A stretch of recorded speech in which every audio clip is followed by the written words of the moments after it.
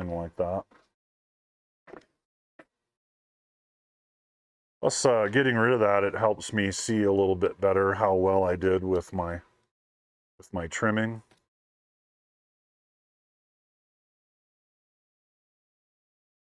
I can do a little more. All right. See how it fits back into the lid. What do you say?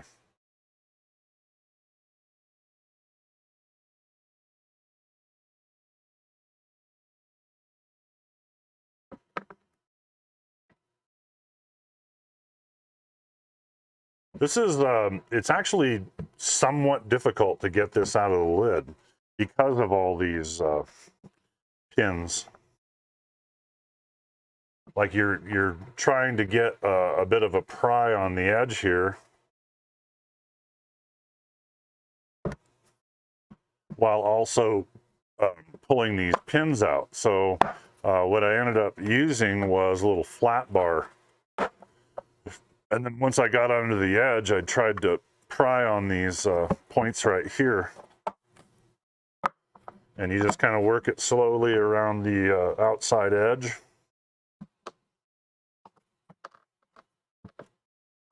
Prying the pin out and getting the little tab unsnapped.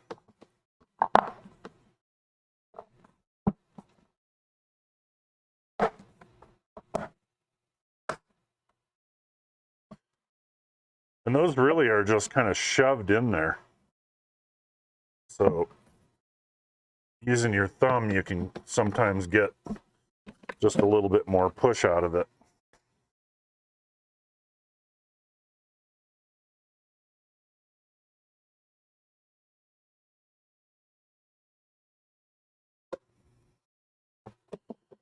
With that folded in, I don't know if you can see it, but I definitely need a little bit more depth.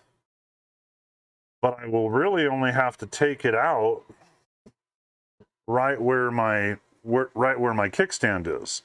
Now with the other monitor, the kickstand went all the way across the back, and it did have a little cutaway on one edge, but that's where you had to reach around and operate the monitor.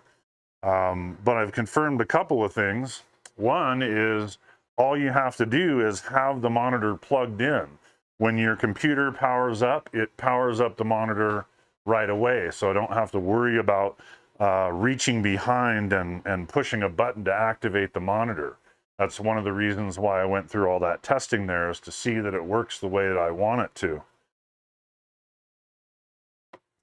So from here, I will be cutting a piece to fit inside of here, much like I did the piece of aluminum on this box when we did this modification here and created the little niche space behind there, my little hidey hole.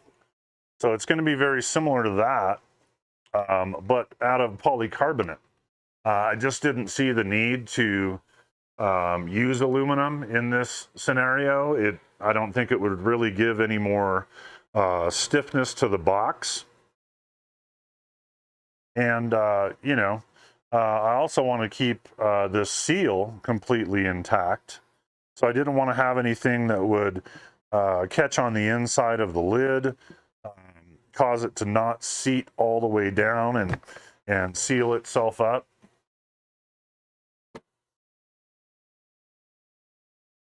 Now, the only thing I will be losing is a little bit of the strength of this ribbing. Okay, that ribbing is what gives the box stiffness on the top.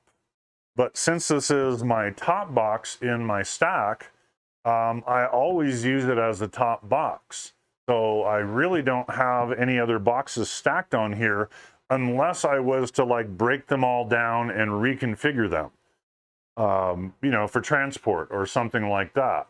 So, you know, the goal here is to remove enough material to do what I need to do, but not remove any more than that, so that I keep as much strength as I can.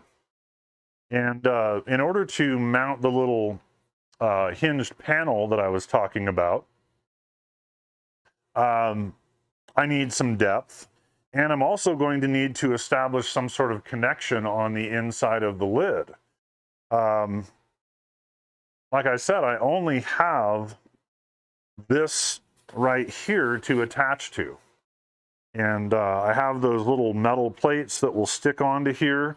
I have those neodymium magnets, and I bought a bunch of these because I found them to be really, really kind of handy for little tool placements and things like that. So I got a whole stack of them